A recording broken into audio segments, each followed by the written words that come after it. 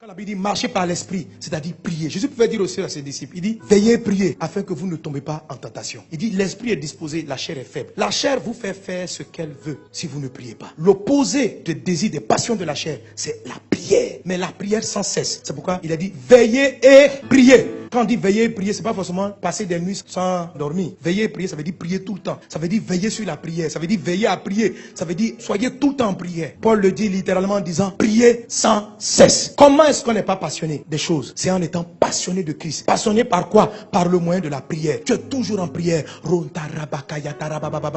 En Luc 21, je crois verset 36, Jésus dit ceci. Veillez donc et priez en tout temps. Cultivez la prière sans cesse. Quand tu dors, prie. Dans ton sommeil, prie. Quand les cauchemars arrivent, prie. Tu te réveilles le matin, prie. Avant de prendre ton petit déjeuner, prie. Au milieu du petit déjeuner, prie. À la fin du petit déjeuner, prie. Avec tes enfants, prie. Lève-toi, prie. Dans ta voiture, prie. Quand tu n'as pas envie de prier, prie. Quand tu as envie de prier, prie.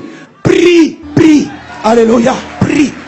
En tout temps. On dit veillez, priez en tout temps. Saison de pluie, tu pries. Saison sèche, tu pries. Il prie seulement. Prie. La prière crée une atmosphère. Quand vous êtes sur un territoire, vous priez. Il n'y a plus de malédiction qui tient. La malédiction est suspendue. Parce que la prière est une zone que Dieu sécurise. Votre vie doit être une vie de prière. Jésus a dit, ma maison sera appelée une maison de prière. Et qui est la maison de Dieu? C'est ton corps. Qui est la maison de Dieu? C'est l'église. Ça doit être une atmosphère de prière. Vous savez, mes amis, les disciples ont vu Jésus marcher sur la mer. Ils n'ont pas demandé à Jésus, apprends-nous à marcher. Ils ont vu Jésus ressusciter les morts. Ils n'ont jamais dit à Jésus, apprends-nous la résurrection. Ils ont vu Jésus guérir des malades. Ils n'ont jamais dit à Jésus, apprends-nous à guérir les malades. La seule fois, ils ont demandé à Jésus de leur donner un coup. Apprends-nous à prier. Nous, on ne sait pas prier. Apprends-nous à prier. Parce qu'ils avaient compris une chose. Que le secret de la vie surnaturelle de Jésus, ce n'était pas de faire des prodiges. C'était la prière. C'est dans la prière que le ciel se révélait sur la terre. Qu'on sortait de tout ce qui peut être malédiction. Prie en tout temps. Il y a des fois la chair n'a pas envie de prier. Quand elle n'a pas envie de prier, c'est là même qu'il faut prier. Elle veut dormir, puis tu pries. Même dans le sommeil,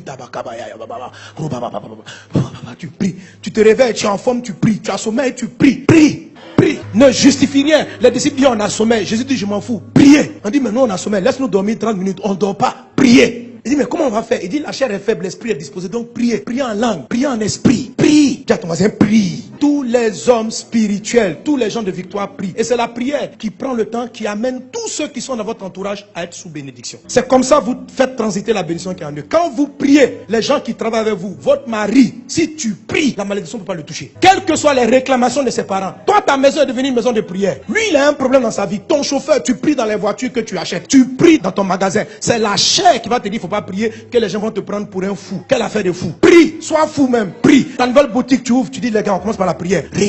Apprends à tes collègues à prier. Tu vas préserver leur vie, tu vas préserver leur famille. Ne sois pas un genre entendu, non, les gens vont penser que tu es un intello, que tu es un intello, tu as fait de grandes études. Comment tu crois en des choses comme ça? Les gens qui te parlent sont les diaboliques. Eux, ils vont faire des incantations avant d'arriver dans ton lieu de travail. Et puis toi, tu es prié, ils veulent te donner un complexe de, il faut te jouer un homme comme eux. Tu n'es pas comme eux. Toi, tu appartiens à Dieu. Eux, ils appartiennent au diable. Ils vont faire les incantations, ils arrivent au travail. Quand tu les vois comme ça, ils sont calmes. Tu crois qu'ils méditent. Ils appellent le diable dans la boîte. Appelle le Seigneur. Tout ce qui t'appartient. Et même si tu es un employé, ce n'est pas ton entreprise. Le Saint-Esprit est supérieur à tous les démons. Tu arrives, tu vas paralyser la malédiction qui est sur la société. Tu vas paralyser. Tu vas changer la tendance des choses. Créer l'atmosphère de prière. La prière est une communication avec Dieu. La prière est le câble qui vous connecte au ciel. Alléluia. C'est un câble. Il faut savoir adresser la prière. Écoutez mon message sur 7 étapes pour une vie de prière de victoire. J'explique tout. La prière permet aux anges de monter et de descendre. La prière fait descendre le ciel sur la terre. La prière suspend toute malédiction dans un environnement donné. Amen. Si tu pries que tu vois la malédiction frappe encore, augmente ta prière, augmente seulement. À un moment donné, elle va renverser la situation. Si une maladie persiste dans ton corps, prie,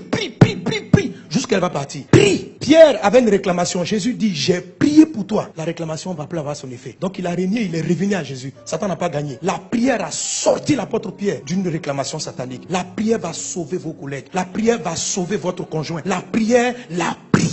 C'est pourquoi le pire ennemi de la chair dans ta vie, c'est ta vie de prière. La chair n'aime pas la prière. Quand tu vas prier, elle va te combattre. Mais il faut prier. Il faut remplacer toutes tes passions par des heures de prière. Amen. Alléluia. Que Dieu vous bénisse abondamment. Que sa grâce soit avec toi.